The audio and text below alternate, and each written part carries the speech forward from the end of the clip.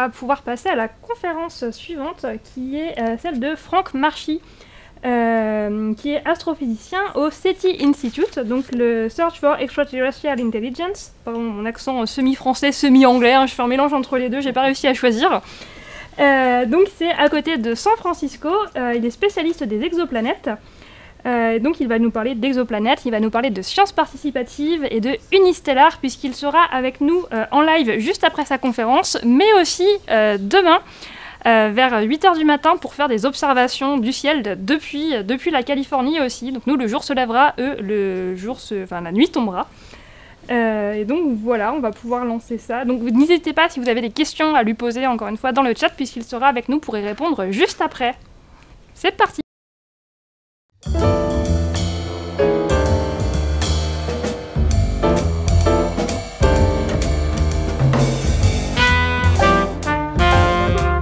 Bonsoir, bienvenue à la nuit du Big Bang au Big Band. J'ai le grand plaisir de discuter avec mon cher collègue Franck, qui nous appelle d'un endroit très lointain. Bonjour Franck.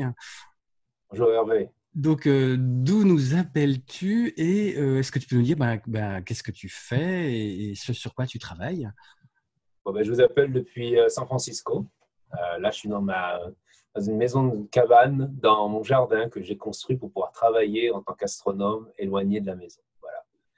Et donc, j'habite à San Francisco. Je suis chercheur à l'Institut SETI, qui est l'Institut de recherche de vie extraterrestre, qui est un institut privé qui existe depuis 35 ans maintenant.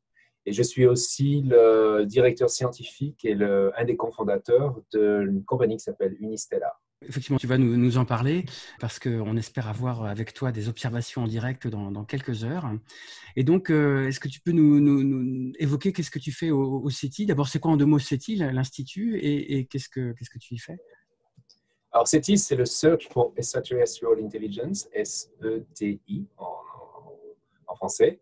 C'est un institut privé qui a été créé donc, il y a 35 ans et qui a comme objectif de chercher de la vie dans notre univers. Donc, la vie peut être n'importe quelle vie. On parle de vie intelligente. C'était connu pour ça. La plupart des gens connaissent la première phase de SETI, qui était la recherche de signaux technologiques intelligents à partir d'une antenne radio. Depuis, SETI s'est diversifié, et s'est diversifié dans ce qu'on appelle l'astrobiologie. Donc, l'astrobiologie, c'est la recherche de tout type de vie. Il y a un grand nombre de chercheurs à l'Institut. Environ la moitié d'entre nous, 50 d'entre nous, travaillent sur la recherche de vie dans notre système solaire.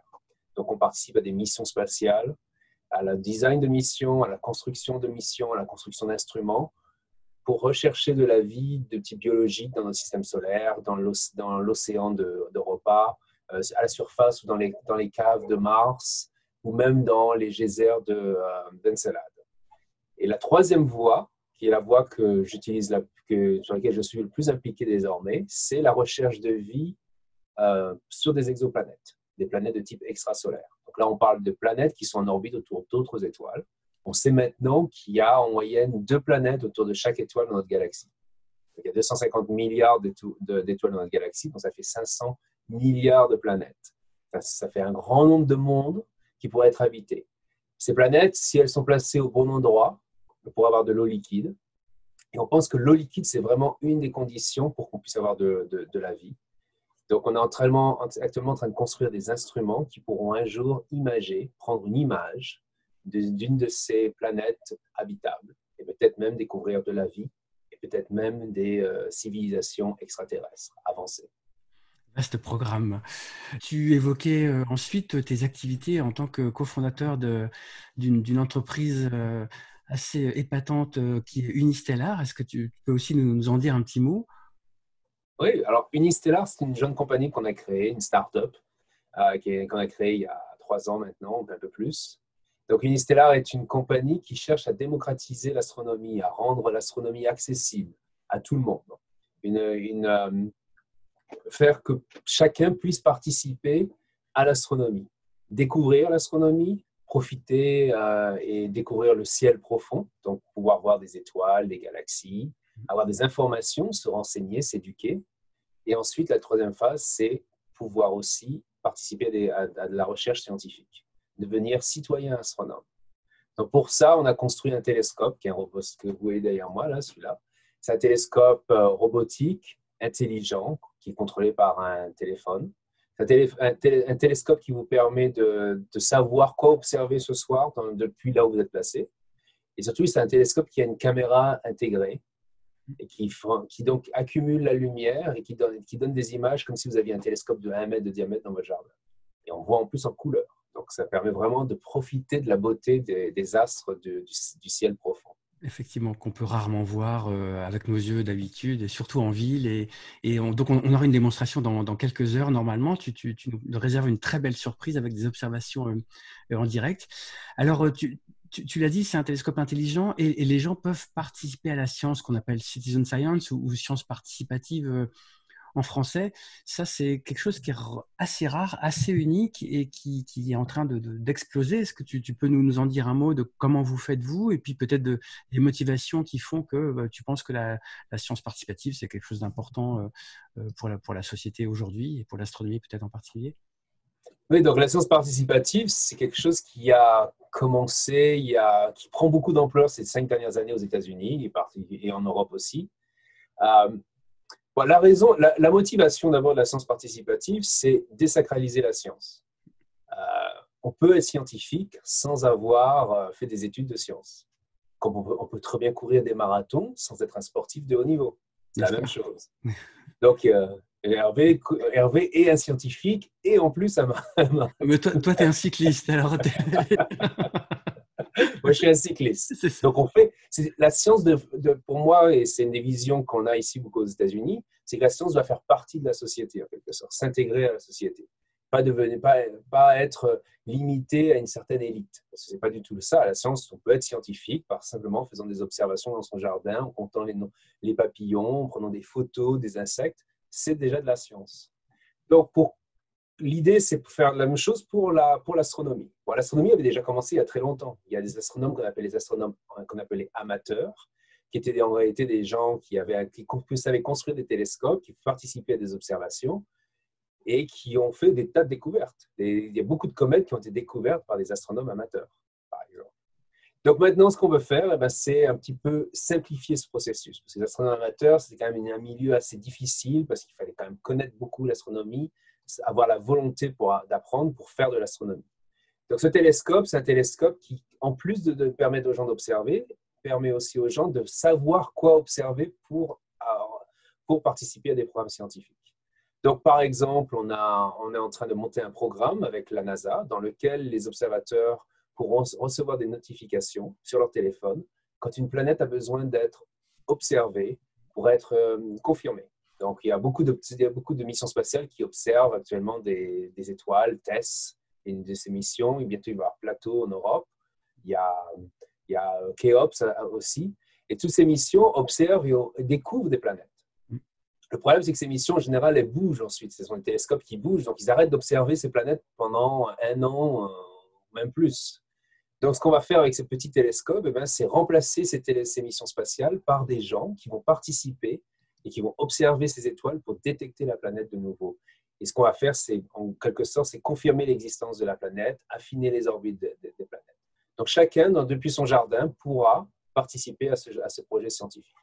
On en a d'autres qui sont reliés à la défense planétaire. Donc là, c'est observer des astéroïdes qui passent à proximité de la Terre pour affiner leur orbite. Et on a aussi les observations d'occultation. Et dans ces cas-là, ce qu'on cherche à faire, c'est observer la disparition d'une étoile due au passage d'un astéroïde entre nous et cette étoile. Et ça nous donne des informations sur l'astéroïde lui-même, sur sa forme, sur sa taille, s'il a des anneaux, s'il a des lunes, ce genre de choses qui sont quand même extraordinaires. Et vous pourrez faire ça depuis votre jardin.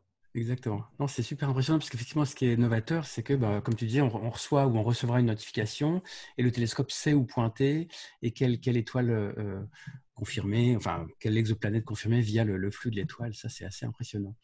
Comme on est en train de faire un programme pilote actuellement. Oui. On a commencé, ce n'est plus de la science-fiction, ça y est, c'est de la vraie science.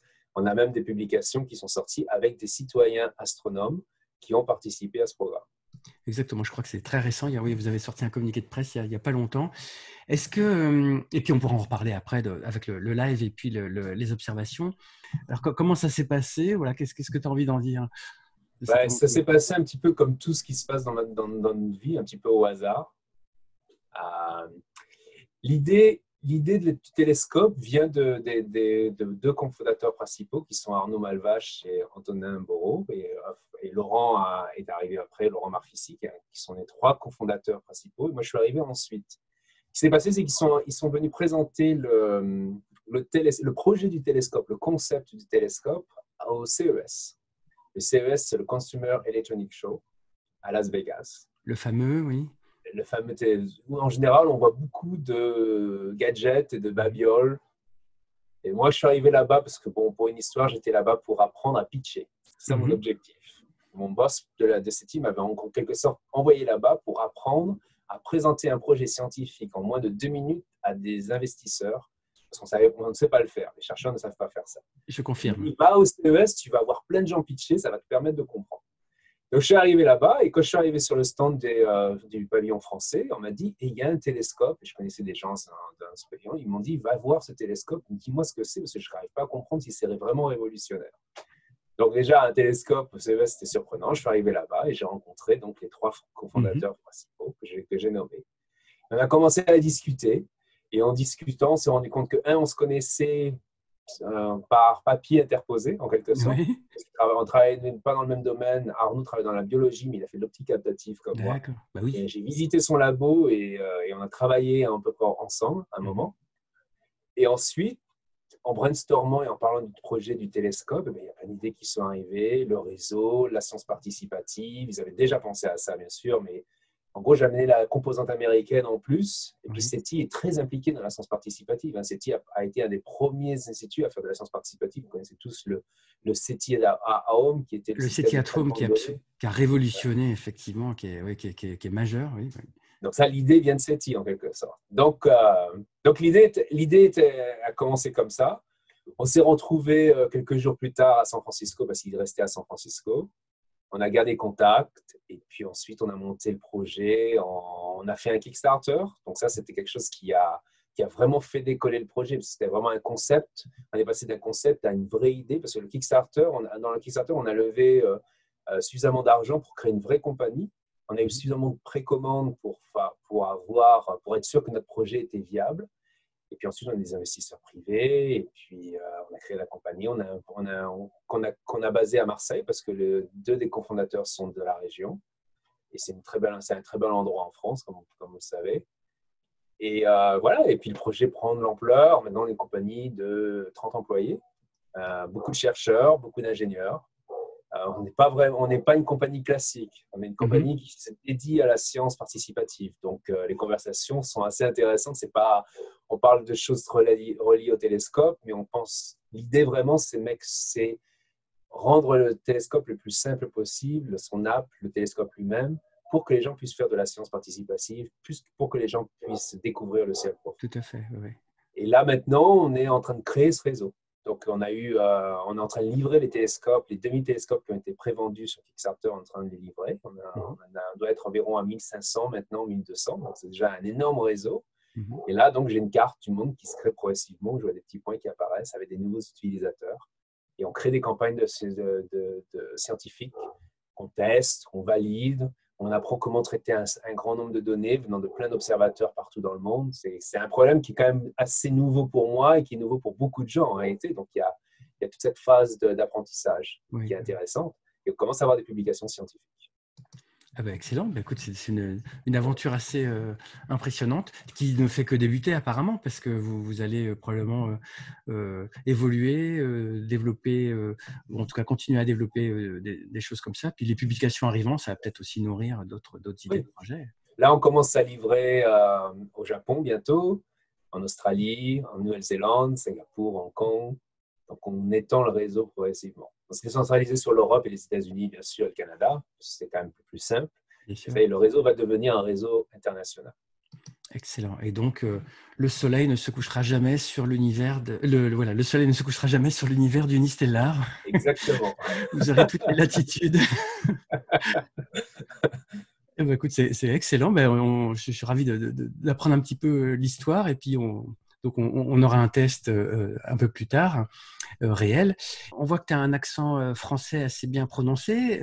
Et donc, est-ce que tu peux nous donner ton parcours? Parce que donc, tu travailles à San Francisco, mais voilà, est-ce que tu peux nous donner une idée d'où tu as été, de comment tu as voyagé d'un point de vue professionnel et qu'est-ce qui a fait que tu te retrouves maintenant chercheur au SETI Institute à San Francisco, dans cette belle région? Là, ça pourrait prendre des heures, donc Oui, je vais quand même simplifier. Hein. Oui. On se connaît depuis très longtemps. Donc Depuis très longtemps, il semblerait. Oui, j'ai fait mes études en France, à l'université Paul Sabatier.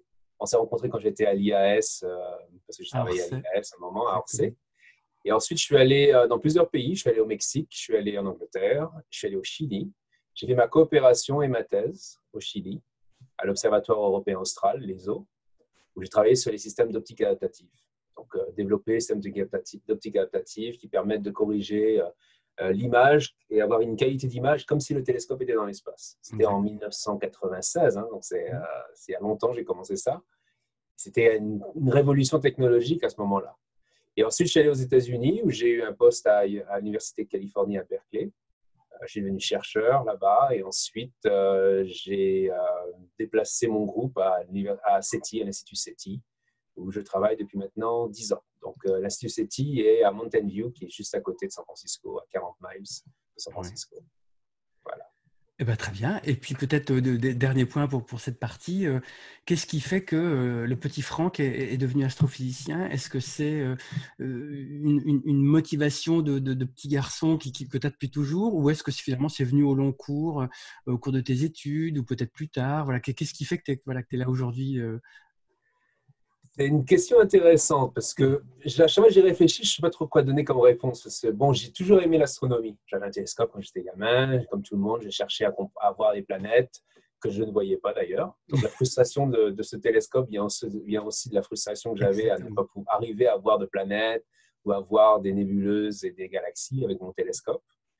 Et puis ensuite, j'ai un peu laissé tomber, en quelque sorte, l'astronomie. J'ai fait des tas d'autres choses. J'ai découvert une passion pour les maths. Je sais, c'est bizarre, mais il y a des gens qui aiment ça. Et puis, quand j'ai dû choisir ce qu'on appelait à l'époque le DEA ou mon master à l'université, j'ai rencontré Sylvie Vauclair, l'astronome Sylvie Vauclair, française, tout à fait, à Toulouse, qui m'a parlé de l'astronomie en général et qui m'a parlé de l'ESO et qui m'a parlé des grands télescopes et je ne sais pas, ça m'a motivé. Je me suis dit, pourquoi pas? J'avais quelque chose que j'aimais dans mon cursus, que je cherchais à faire, c'était à faire de la science, mais à faire de la science qui est un peu comme une poésie, quelque part. Et l'astronomie, c'était ça. Pour moi, l'astronomie, c'est la poésie de la science, en quelque sorte. C'est les grands espaces, les grands univers. Et je voulais voyager. Et ça, c'est vraiment la motivation. Je voulais voyager à travers le monde, je voulais découvrir le monde et parler plusieurs langues. Donc là, ça y est, j'en parle 4 quasiment maintenant, donc c'est pas mal. Et donc, je suis parti. En gros, un jour, j'ai tout vendu. Je me rappelle très bien de cette semaine-là. J'étais à l'IAS d'ailleurs à ce moment-là. J'ai tout vendu et je suis parti. Avec un sac à dos, une caisse et voilà. Excellent. L'aventure, bah écoute, elle est plutôt réussie. Et tu disais que tu parles 4 langues. Quelles sont-elles? Français, langue native, anglais, espagnol, parce que j'ai vécu longtemps au Chili, au Mexique. Et maintenant, j'apprends beaucoup le tchèque. Voilà. Et alors, l'autre question qui n'est pas reliée que j'aimerais te poser, c'est que tu l'as évoqué, tu fais tes recherches au SETI Institute, donc tu es très impliqué dans cette start-up Unistellar de télescope et qui fait de la science participative. Est-ce que toi, tu aurais des conseils à donner aux plus jeunes d'entre nous qui nous écoutent, je ne sais pas, collégiens, lycéens ou jeunes étudiants qui auraient envie de suivre un parcours quel qu'il soit, éventuellement peut-être scientifique ou peut-être plutôt entrepreneur, parce que tu es les deux désormais. Est-ce que toi, tu aurais des conseils pour soit suivre des études, soit oser sauter le pas dans ce monde de l'entrepreneuriat qui finalement est assez méconnu des étudiants français, en tout cas dans les premières années d'université, même si c'est en train de changer, notamment à l'Université Paris-Saclay, mais enfin pas que. Voilà, ce serait quoi tes conseils de sage que tu es devenu pour les jeunes générations? De sage. Déjà, quand on vous dit non, il faut pas arrêter. Ça, c'est quelque chose qui est vraiment important. Exactement. Parce que beaucoup de jeunes, moins jeunes, ont du mal à se rendre compte que quand ils ont une idée, elle peut être critiquée très rapidement. Et il ne faut pas prendre les critiques comme une façon d'arrêt, comme un arrêt. La critique, il faut l'écouter pour améliorer son idée, mais il faut continuer. Si on a vraiment envie de faire quelque chose, il faut continuer. Parce qu'il n'y a qu'en le testant qu'on saura si oui ou non l'objet, l'idée est valide. Et je crois que ça, c'est quelque chose que j'ai appris grâce au monde de l'entrepreneuriat. Parce que les écoles françaises en particulier ont plutôt la tendance on explique son idée et puis ensuite c'est oui ou c'est non. Et si c'est pas bon, ben on arrête, on plie, puis on fait autre chose. Non, il faut pas. Je pense qu'il faut donner un peu plus de volontariat à la jeunesse, en particulier en France, pour qu'elle puisse tester des choses. Et l'échec n'est pas en quelque chose un échec. L'échec, c'est une façon d'apprendre. Il y a plein de chercheurs, plein d'investisseurs, d'entrepreneurs, aux États-Unis qui ont créé 2, 3, 4 compagnies et qui ont échoué. Et c'est ensuite seulement à la 5e qu'ils ont réussi. On n'entend pas parler parce qu'on ne parle que du succès. Mais justement, il faut un peu gratter pour s'apercevoir que les gens comme Elon Musk, ils ont essayé des tas de choses avant d'avoir arrivé à faire SpaceX. Et même quand Elon Musk a créé SpaceX, il y a eu beaucoup de moments où il a failli fermer la porte et partir parce qu'ils étaient sur le point de faire faillite. Donc la peur de l'échec, c'est pas quelque chose, je pense, qui fait avancer. Et en étant jeune, on a moins de risques en quelque sorte. Il faut le faire quand on est jeune, parce qu'après, quand on est vieux, on a plus l'inertie de la vie classique, et en particulier les prêts bancaires et ce genre de choses qu'il faut payer. Donc, on a moins envie de prendre des risques. Donc, il faut le faire quand on est assez jeune. Voilà. Bah, c'est de très beaux conseils, effectivement, de volontariat et l'échec, même en recherche. Hein, on parle que des résultats, disons, positifs. Là, tu évoquais aussi les publications que vous faisiez avec la science participative, mais en tout cas, pour moi, et je pense pour beaucoup, pour une découverte, ou en tout cas quelques résultats positifs, il y a beaucoup, beaucoup d'échecs, d'ailleurs, qu'on ne publie pas forcément, ce qui est aussi peut-être un souci pour l'exploration des idées, mais effectivement, les échecs font partie de l'avancement de manière générale. Eh ben, merci pour ces conseils et cette vision de sage, hein, que nous apprécierons. Quand on repense à l'époque où on s'est connus, c'est intéressant de parler entre sages. Nous n'étions pas complètement sages il y a quelques années, mais c'est une autre histoire. On peut le dire, hein, c'était en 96. C'était effectivement dans les années exactement 96 à Orsay, voilà, dans une époque formidable pour nous en tout cas. Voilà. Merci Franck de ta participation encore. Et puis on te retrouve avec des amis, j'imagine. En tout cas, tu nous expliqueras ça pour des observations en direct. Tu nous évoqueras tout ça dans quelques temps. Eh ben, bonne nuit, à bientôt. Bientôt. Salut. Et nous revoilà en live. J'espère que ça vous a plu. Et on a la chance d'avoir Franck avec nous sur Zoom. Alors, est-ce qu'on peut le mettre... Moi, je vais l'entendre également. Est-ce qu'on peut le voir, du coup? On va vraiment mettre dans mon casque. Franck, tu nous entends? Oui, je vous entends très bien. Bonjour. Salut. Est-ce qu'on entend Franck sur le live? Normalement, si tout à l'heure ça fonctionnait, ça devrait fonctionner aussi. Mais il fait beau, il fait super beau là où tu es. Oui, là je suis en Californie. Comme il y a durant l'été à San Francisco, il y a toujours du fog, une espèce de brouillard qui tombe sur la ville et qui ne bouge plus pendant 3 mois. J'ai décidé d'évacuer ce week-end parce que comme je voulais faire une démo, j'ai décidé d'aller quelque part où il fait beau. C'est pas très loin, hein, c'est à 100 km de San Francisco, mais c'est fait un temps magnifique. En plus, ça ressemble à la France. Tu nous nargues. Avec le vélo derrière. On voit ton super vélo parce que t'es en train de faire ton tour de vélo. Voilà, je suis en train de faire mon tour de vélo, je me suis arrêté, j'ai trouvé un endroit où il y avait du wifi, il y avait du bon réseau et je pouvais manger quelque chose. Voilà, donc je me suis arrêté là. Donc c'est la fringale de quoi? Il est quoi? De 2h20, c'est ça, chez toi? Ouais, c'est ça. C'est ça. Je me suis réveillé un peu tard. J'ai observé la nuit dernière. Donc oui. Oui, tu enchaînes toutes les observations. On en parlera tout à l'heure des observations que tu nous proposes. Oui, parce qu'on va faire quand il fera nuit chez toi, nous il fera jour, mais on pourra voir le ciel depuis chez toi. Voilà. Et justement, c'est là que je vais faire l'observation. C'est pour ça aussi que je suis venu en repérage, pour voir un peu si on pouvait voir des bonnes constellations, si on avait pas trop de vent. Donc, je pense que ça va être bien. ce soir. Je suis épatée par tout ce qu'on arrive à faire, vraiment. Bienvenue au 21e siècle. Donc pour nos auditeurs, enfin ceux qui nous regardent, donc Franck nous organisera tout à l'heure vers 8h du matin à peu près, 7h50, 8h heure de Paris, d'été bien sûr, CEST comme on dit, organisera une observation astronomique en direct depuis la Californie, donc depuis peut-être cet endroit avec des télescopes, tu nous en parleras et tu nous en as parlé dans ton interview précédemment. Et donc on te retrouvera, il sera nuit chez toi et jour ici comme Alice le disait. Donc, on a hâte de tester tout ça. Voilà. Je vous remercie pour l'invitation. Merci à toi de participer. Vraiment, je suis encore une fois épatée de ce qu'on arrive à faire. C'est incroyable. Dans le chat.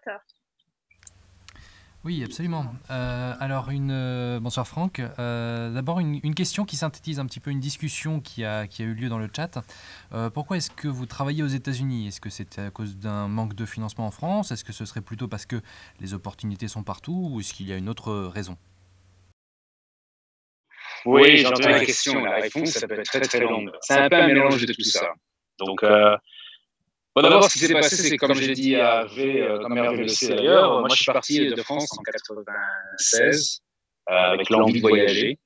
Et puis quand on a envie de voyager, parfois c'est difficile de revenir. Voilà. Et ce qui s'est passé, c'est quand je suis arrivé aux États-Unis, j'ai commencé à travailler à l'université de Berkeley, quand même une très belle université avec beaucoup de moyens. Et on travaillait dans un domaine assez intéressant, l'optique captative, avec des gens qui venaient du monde entier. Et je me rappelle très bien que quand je suis arrivé à Berkeley, j'ai dit je ne resterai pas plus de 6 mois aux États-Unis. C'était mon objectif. Et voilà, j'ai raté. 20 ans après, je suis encore là. Pourquoi tu t'es dit 6 mois? Pourquoi tu t'es dit 6 mois? Ça te plaisait pas quand tu es arrivé? Ouais, ça me plaisait pas quand je suis arrivé. Je venais du Chili, qui est quand même un pays beaucoup plus relax, beaucoup plus latino, et c'est quand même mon esprit, l'esprit latino, cette façon de vivre, beaucoup plus relax, beaucoup moins matérialiste. Et finalement, San Francisco est une ville spéciale. Et c'est ça qui m'a fait rester. San Francisco, c'est une ville qui est ouverte d'esprit, dans laquelle beaucoup de gens viennent, qui n'est pas aussi américaine que les autres villes américaines, dans sa géographie, mais aussi dans sa façon de penser, dans sa façon de réagir, des gens qui sont là. On n'a pas besoin de voyager en réalité, parce que San Francisco, les gens viennent nous voir. Ça, c'est déjà bien. Et ensuite, il y a la vie privée, bien sûr, qui fait que, moi, je me suis marié. Alors, je sais pas, je vais le dire tout directement. Je me suis marié avec un homme. Donc, c'est une des raisons pour laquelle je suis resté aux États-Unis. Parce que le mariage gay était autorisé aux États-Unis, n'était pas encore autorisé en France. Et j'ai adopté des enfants. Et ça, c'est quelque chose qui n'est pas possible à faire en France. Voilà pourquoi je suis resté aux États-Unis. Et ensuite, il y a l'aspect scientifique, bien sûr, le mode, l'entrepreneuriat, qui est quand même quelque chose qui est très valorisé aux États-Unis. La diversification des sources de financement en sciences. On ne demande pas seulement de l'argent au gouvernement fédéral. Il y a beaucoup de donations privées qui sont faites. On rencontre beaucoup de gens intéressés par la science, des gens qui sont des chercheurs, qui ont fait fortune, mais aussi des fondations. Les fondations Bill Gates et fondations Moore donnent de l'argent à la science. Et cet écosystème-là n'existe pas en France, ce qui est très dommage parce que la France est pourtant un pays qui est réputé scientifiquement, qui a une qualité en engineering et une reconnaissance. Et le monde entrepreneurial a du mal à se relier avec ce monde scientifique. Il y a une espèce de division qui s'est créée et les deux n'arrivent pas à se parler. Alors qu'aux États-Unis, c'est justement les deux arrivent à se parler. Et ce qui se passe, c'est que les scientifiques peuvent créer des compagnies et de rentrer dans le monde entrepreneurial. Il y a plein d'entrepreneurs qui sont intéressés par la science, qui font des donations à des chercheurs sur des sujets scientifiques divers et variés. Donc nous, à SETI, on a énormément de donations qui viennent de grandes compagnies comme Google, Facebook, surtout pour travailler sur l'intelligence artificielle. On a la Moore Foundation qui a financé des programmes éducatifs pour l'Institut, etc. Et si je peux me permettre une question justement sur ce sujet, parce que nous aussi dans les universités françaises, on commence à se pencher sur ce problème, qui est surtout culturel d'ailleurs, moi c'est mon analyse. Mais la question qu'on a nous quand on essaie d'avoir des partenariats comme ça, disons privés en France, certains esprits nous disent oui, mais vous allez perdre votre indépendance, etc. Donc tu nous cites Google, Facebook, etc. Donc ils se font des compagnies pas forcément connus pour pour certaines valeurs, mais pas forcément pour d'autres.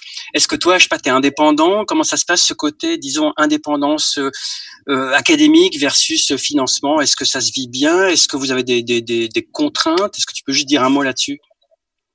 Oui, alors je vais donner un exemple. L'exemple qu'on a, c'est le programme FDL. Donc, c'est un programme qui est financé par par des compagnies privées. Donc, Google, IBM, Intel, Nvidia, etc. La raison pour laquelle ces compagnies privées financent la recherche avec la NASA, c'est parce qu'elles ont un intérêt qui peut être soit un intérêt financier, soit un intérêt d'outreach. Dans le cas de ces compagnies-là, c'est un intérêt d'outreach. En quelque sorte, c'est une façon pour elles de pouvoir communiquer l'utilisation de leurs outils à des fins qui sont beaucoup plus intelligentes et beaucoup plus intéressantes que simplement faire acheter une paire de chaussures sur Amazon. Quand Google nous donne accès à leur réseau d'ordinateurs pour faire des échanges de données rapides et le TensorFlow, ça nous permet de détecter des cratères sur la Lune qui n'étaient pas connus. Ça nous permet de faire des systèmes d'alerte d'incendie à partir d'images satellites. Et ça, Google peut en parler. Google ne pourra pas parler des choses qu'elle fait avec d'autres compagnies privées parce qu'ils ont signé un accord, un agrément, etc. Donc nous, en quelque sorte, on leur donne une espèce de vitrine pour eux. Et personnellement, je préfère être une vitrine qui fait de la science intéressante plutôt que ne pas pouvoir faire de la science parce que j'ai pas de financement. Et le financement qu'on demande à ces compagnies-là, c'est rien. Enfin, il faut bien se mettre en tête que Facebook a un bénéfice de 18 millions de dollars par heure ou quelque chose comme ça. Ça change tout le temps. Donc, quand on leur demande une grande de 2 millions de dollars pour payer un postdoc, c'est un clignement d'œil pour ces compagnies. Par contre, elles peuvent parler de nous. Voilà. Effectivement. Merci pour cette précision. Alors moi, je voudrais juste te remercier parce qu'en fait, il me semble qu'on s'était déjà vu il y a quelques années au Salon du Bourget, où à l'époque, j'étais toute jeune vulgarisatrice sur YouTube et tu étais là avec VR2Planets et tu m'avais emmené sur Mars en VR et c'était un très bon souvenir. Donc voilà, je voulais juste te remercier pour ça parce que c'était très chouette. Il faudra revenir parce que maintenant, on peut t'envoyer sur Titan, on peut t'envoyer sur la Lune, on peut t'envoyer sur plein d'autres planètes avec des mondes virtuels sur d'autres planètes. Donc, VR2Planets a fait énormément de progrès. Eh ben, trop bien, quand tu veux. Voilà. Donc, VR2Planets est une compagnie à Nantes avec qui je travaille, une autre compagnie française avec qui je travaille. Et c'est vraiment un très bon souvenir. On pouvait se promener. J'étais dans une base martienne et j'avais pu sortir et me promener sur Mars. Rien que ça, c'est très chouette. C'était ton premier pas sur Mars, donc. Mon premier pas sur Mars, exactement. C'était beau. Est-ce qu'on a d'autres questions sur le chat? Oui, nous avions une question de Mister Suppositor qui demandait: avez-vous déjà des résultats intéressants avec 1500 télescopes installés? Alors, est-ce qu'on faisait de la science intéressante avec 1500 télescopes installés? Oui, on a commencé à faire de la science très intéressante. Alors, il y a plein de choses. Je vais parler des choses avec la NASA. On a travaillé avec la NASA. Alors, la NASA va envoyer une sonde spatiale qui s'appelle la sonde Lucy. La sonde spatiale Lucy a comme objectif d'explorer les objets les plus primitifs de notre système solaire, qui, on pense, sont les Troyens. Les Troyens, ce sont des astéroïdes. C'est un essaim d'astéroïdes qui est bloqué dans le point de Lagrange entre Jupiter et devant Jupiter et derrière Jupiter. Donc ça, des objets qui sont des mélanges de glace et de roches, et qui sont avec des formes assez irrégulières. Et on pense qu'ils sont très primitifs parce qu'ils ont été capturés pendant les transferts pendant les migrations des planètes. Donc la NASA va envoyer une mission là-bas qui s'appelle Lucy pour explorer. Cette mission ne va pas orbiter ces astéroïdes, elle va faire ce qu'on appelle un flyby. C'est-à-dire qu'elle va passer à toute vitesse devant l'astéroïde. Et ce qu'ont fait les ingénieurs, comme ils ont fait pour New Horizons, qui a visité Pluton, ils vont préprogrammer en quelque sorte tous les instruments pour qu'ils fassent les bonnes mesures au bon moment. Donc il faut imaginer que vous envoyez un photographe à 14 km par seconde devant une ville, et vous préprogrammez avant où est-ce que ce photographe va prendre les photos. Donc la difficulté ici, c'est que déjà il faut savoir où est-ce qu'on va envoyer le photographe. Donc il faut avoir une bonne estimation de la position de la ville. Il faut savoir quelles sont les choses intéressantes de la ville. Donc, quelles sont les choses intéressantes sur l'astéroïde? Est-ce qu'il a des cratères? Quelle est la forme? Est-ce qu'il aura des lunes, etc. Et ensuite, il faut s'assurer qu'il n'y a pas des choses autour de la ville qui pourraient détruire le photographe. Donc là, on parle par exemple des fragments, d'anneaux, etc. autour de l'astéroïde. Donc, ce qu'on a fait une campagne d'observation dans laquelle on a observé une occultation par ces astéroïdes, par 2 de ces astéroïdes. On a participé à une qui était à Oman et une autre qui était en Californie. Et ce qu'on fait dans ces cas-là, c'est qu'on observe la désapparition la désapparition de l'étoile due au passage de l'astéroïde. Et ce qu'on voit donc, c'est l'ombre de l'astéroïde sur la planète. Ce qui permet de déterminer la forme de l'astéroïde, la taille de l'astéroïde et déterminer s'il y a des lunes et des anneaux autour de ces astéroïdes. Donc ces données-là ont été analysées, elles étaient combinées avec d'autres données. On a un papier scientifique qui va sortir. Il a été soumis la semaine dernière, donc on ne sait pas, il sortira peut-être dans 6 mois. Ensuite, ce qu'on a fait, un autre sujet intéressant, c'est qu'on a observé des exoplanètes. Donc on n'observe pas les exoplanètes directement, on observe l'ombre des exoplanètes. Donc, ce qu'on fait, c'est qu'on observe l'étoile pendant plusieurs heures. Et on mesure le flux de l'étoile, l'intensité de l'étoile. S'il y a une planète qui tourne autour de cette étoile, une exoplanète donc, elle va diminuer légèrement le flux de l'étoile, de 0,5%, 1%, et même moins si c'est des petites planètes.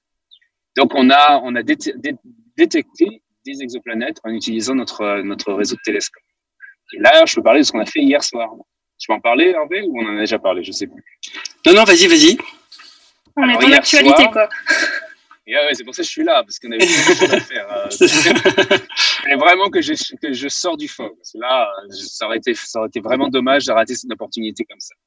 Donc, j'ai un de mes anciens étudiants qui a calculé, qui a trouvé dans les archives de Kepler une planète candidate, un candidat planétaire. Donc, c'est ce qui s'appelle KOI 375 0.1.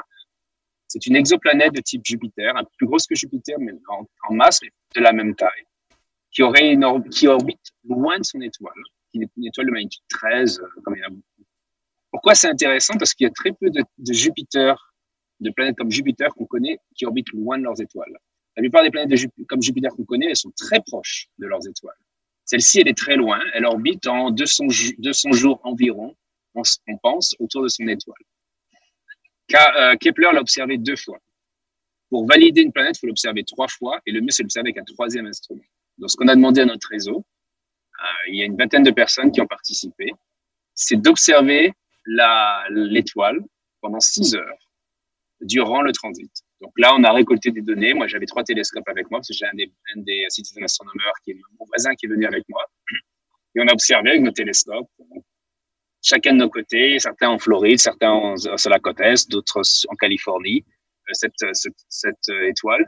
Et là, on va bientôt récolter des données, les analyser. On va voir si on a confirmé pour la première fois, avec le réseau unistellaire, l'existence d'une exoplanète. Génial. C'est incroyable. C'est trop bien. Là, ce qui est important, c'est qu'on met vraiment on donne l'accès aux gens. Moi, ce qui m'intéresse, c'est ça vraiment, c'est que chacun peut participer à cette aventure. L'astronomie, c'est une aventure. Hervé, tu le sais très bien, on voyage, on fait plein de choses de notre côté. Et c'est quand même quelque chose d'assez excitant. On voit des mondes, on voit des endroits différents. On voit dans les grands télescopes pour ceux qui ont la chance de faire de l'astronomie ground base. L'astronomie, c'est vraiment lié, même si on observe les astres, c'est relié vraiment à notre planète. On se balade, on voyage. Et là, maintenant, avec cette réseau de télescopes, on donne cette possibilité-là aux gens. J'espère qu'il y aura des gens qui vont prendre leur télescope et qui vont aller se balader pour aller faire des observations au fin fond du désert d'Arizona pour voir les plus belles images, pour observer un événement scientifique unique qu'on aura prévu avec le télescope. Non, mais ça donne envie de partir, ça donne envie de voyager. Génial. Je crois qu'on est à peu près bon, à moins qu'il y ait une question pressante.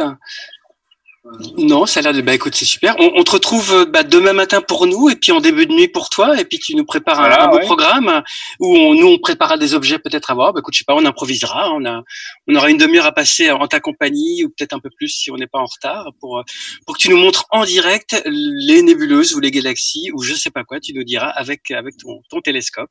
Donc voilà, pour ceux qui nous regardent, restez bien jusqu'au bout, jusqu'à 8h du matin pour ne pas louper ça. C'est ça, pour voir la nuit on prendra californienne. Un petit café tous ensemble. C'est ça, exactement. Bon, rentre bien en vélo et à tout à l'heure alors.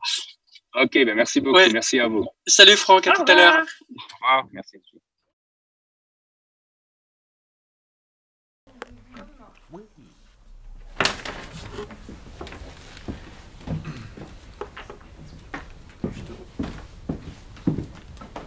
Alors, nous avons des gens de Pac-Man. Ouais, j'ai fait un dessin pour illustrer la science participative, c'est-à-dire qu'on fait appel à tout le monde pour participer à la recherche sur les sciences. Et là, j'ai montré un personnage qui se promène dans des bois et qui voit une étoile perchée sur un arbre au bout d'une branche. Voilà, et qui signale par téléphone qu'il a trouvé une nouvelle étoile. Moi, je suis un peu plus moqueur quand même. Alors, je vois pas ici, qu'est-ce qu'il y a écrit? Bon, en fait, j'imagine en fait que la science participative, bon, en fait, c'est un scientifique qui est devant son PC en sirotant un cocktail et en fait, il a juste à rentrer les données, quoi, alors que tout le monde fait le boulot pour lui, quoi. Bon, ma vision était peut-être un peu tronquée, hein. Donc les cernes. D'accord, les cernes. Comme celle qu'on aura demain matin. D'accord. Eh ben merci pour ces superbes dessins.